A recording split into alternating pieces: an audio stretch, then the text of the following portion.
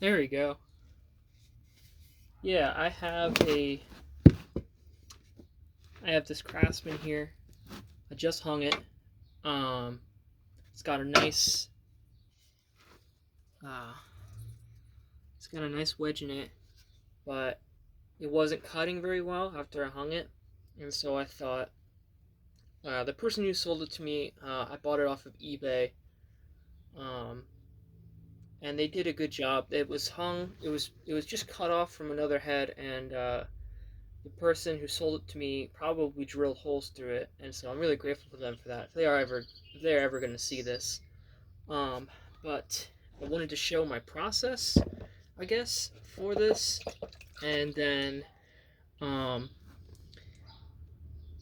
resume efficiently profiling this and have. Oh, hey, buddy, you gotta go. You gotta go. Come on, go, go, buddy.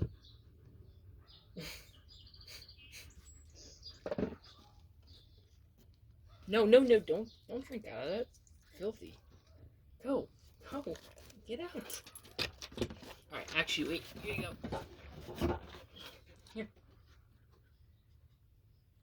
Yeah, there you go. Sorry. Trying to get my dog out of here. Anyways, um, so my process is fairly simple. Um, if this was already touched up by the seller, and the only difference is that I think the final edge needs to be touched up a bit. But when I sharpen an axe edge, like normally when you want to profile your axe, you do like a step system. So okay, you have an edge, like you just buy a new axe, and you want to profile it. You want to profile it a certain way so that the axe works the way you want it to. So sometimes people, when they get an axe, and sometimes like the person who had it previously will just do a 45 blunt edge for splitting stuff, and you know most guys like a uh, like I now that I've gotten a bit better, I like mine to be able to chop more, do some more bucking. Um, so I go to a 25. I bought a bevel gauge, so that's how I'm able to tell these things. So I go to a 25, 20 degree kind of way. If you want yours to chop really, really well, you go to 15. Um, but I'm not. I find like 25 to 20 to be my sweet spot for a lot of these. Um, Now the stones I use, I have a couple. Um, this is actually one. I think I think it's a Quep. I think Quep sells it for doing tile.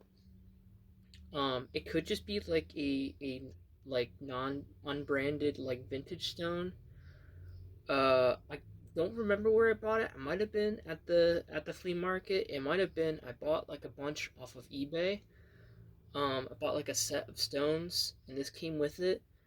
It's I just took a cheap disposable saw and cut it in half. So the other one's in here, and yeah, they're just axe pucks essentially, and they work really well. The reason they work well is they're fast. If I need to profile something, these work really well. One side is really coarse, like really really coarse, and so it works it really well for what I need it to. Um, and came into, and then I have a Norton. Norton sells this. This is really good, coarse and a fine side. I think it's like a 120 and then a 600, or I don't know. They might be more close to each other. I know it's a 600 on the fine side. And then I bought this one from the, somehow some wood shavings got in here. This is from the Crosscut Saw Company, based in New York, I think. So this one's also really good. It's got a coarse and a fine.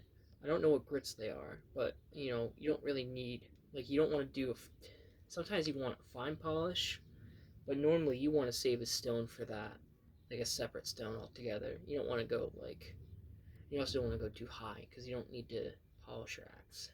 So I'm just putting these in there to soak, and I like to use my axe puck because it's more aggressive. So I sort of skipped over. I was talking about my two-step. So you would take a file to this if you had bought it and it was the edge wasn't optimal. You take a file to it, and once you file your profile in, you kind of leave it there and you touch it up with a stone to get all the scratches out. And the reason you touch it up, like once it's left there, once you got it right, once it's chopping really well, you leave it there.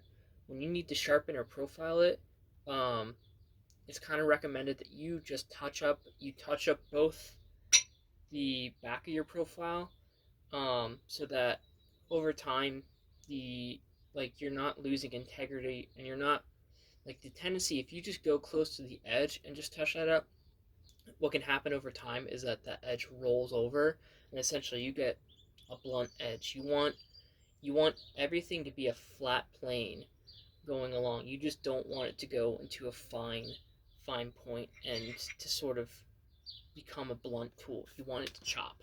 So I have this, and it looks like they did sort of do the edge here. I had cut myself on it earlier, so, and this is even before I had hung it, so I haven't touched it up at all. I assumed that they had touched it up like to a fine degree. It looks like they just touched it up to like a rough stone, like sandpaper equivalent. So I'm going to shut up and start sharpening.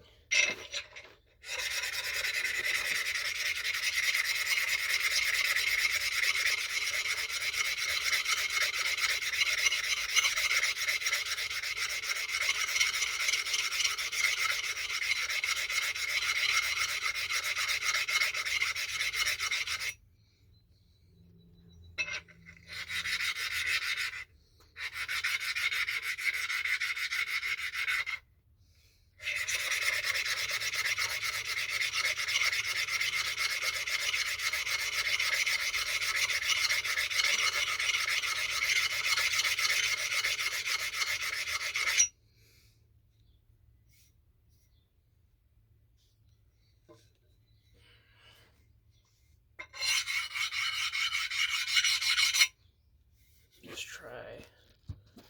I've have an issue where if I am sharpening this, I don't have like I've got this bucket that I sit on, but it's not really an optimal setup for this, because what happens is if I tilt it up here, the dirt from the whetstones gets onto the axe, and that sort of doesn't look good. So I'm trying to prevent that. So forgive me for being a little awkward with this.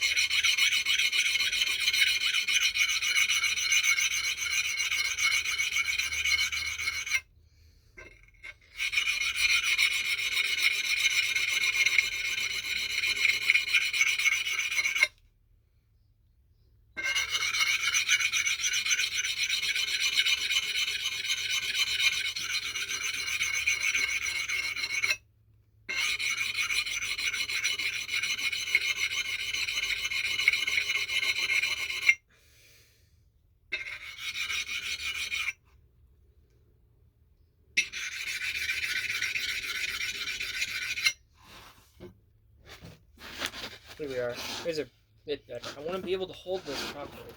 So just understand that I'm doing this to be efficient and also not to get my work edges dirty. Here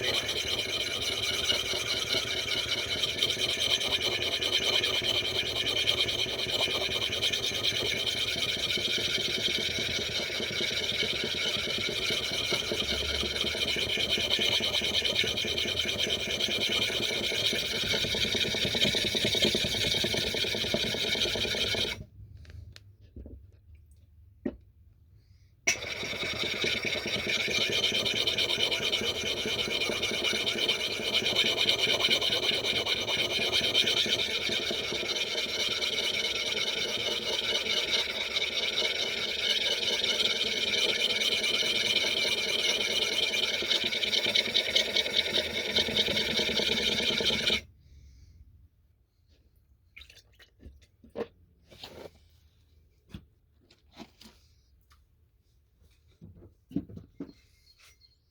stealing some rags from my dad. Sorry, Dad. There you go. So it's definitely, there was a patina on here, and so I've removed that patina.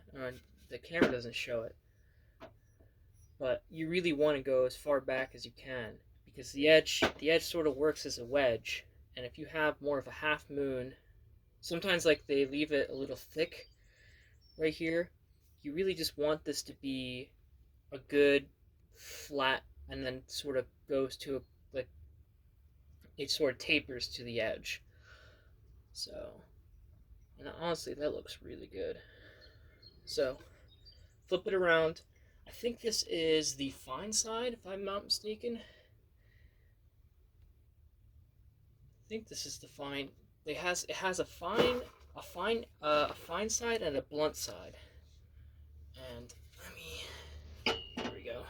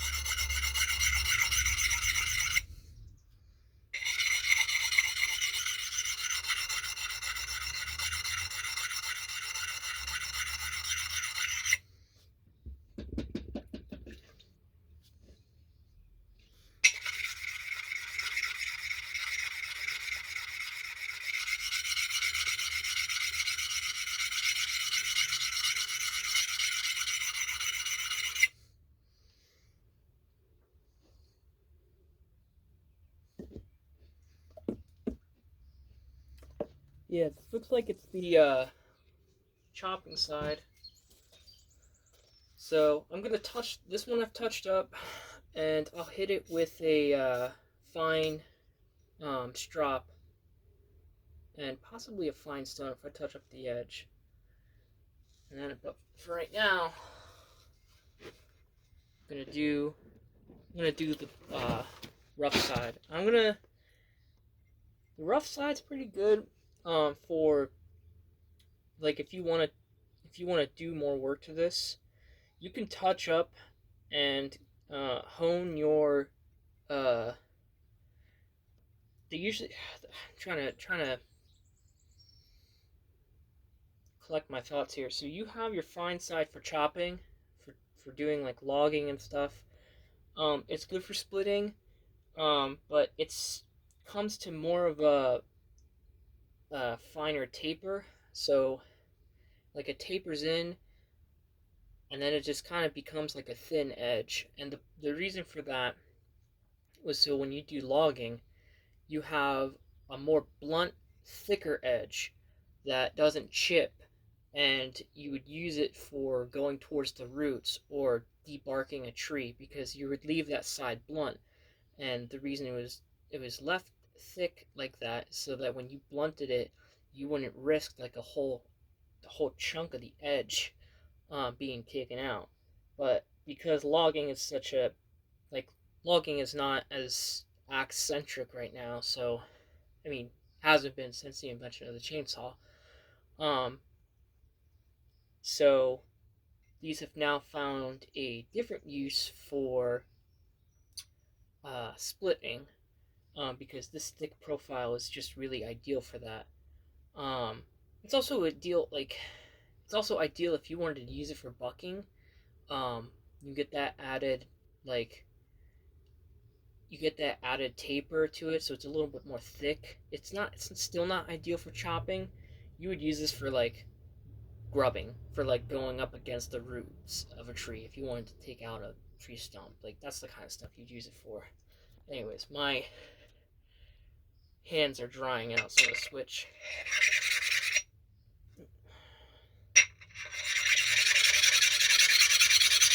I am opting to touch this up just to keep this more in line with the aesthetic of this side. So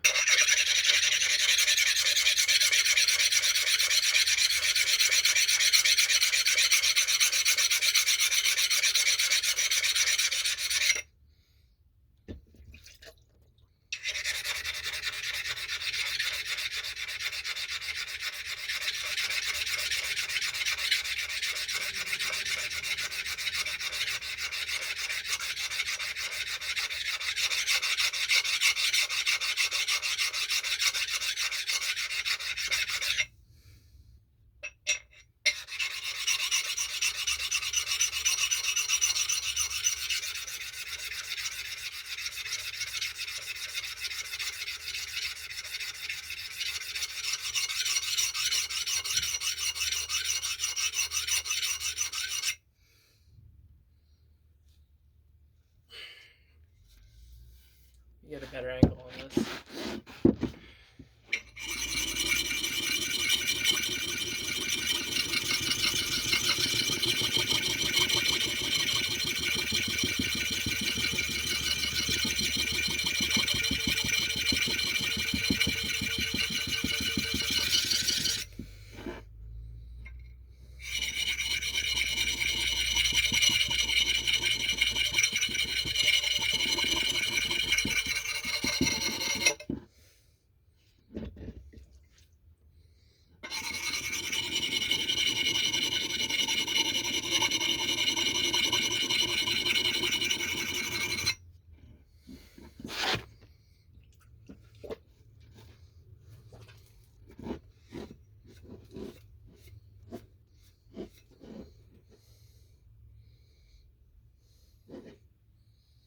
Yeah, it looks pretty good.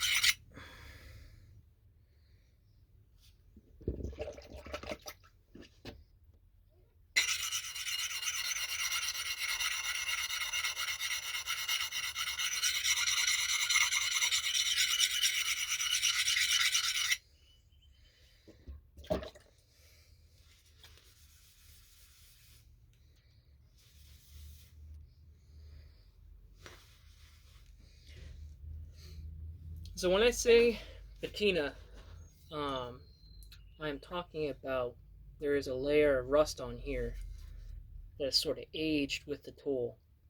So it doesn't affect the tool performance, it doesn't do anything, but it just sort of gives the tool a vintage look. So I have a nice stone here that the DMT stone, and I'm just going to use it to at least give a finer edge. So this is a really nice axe.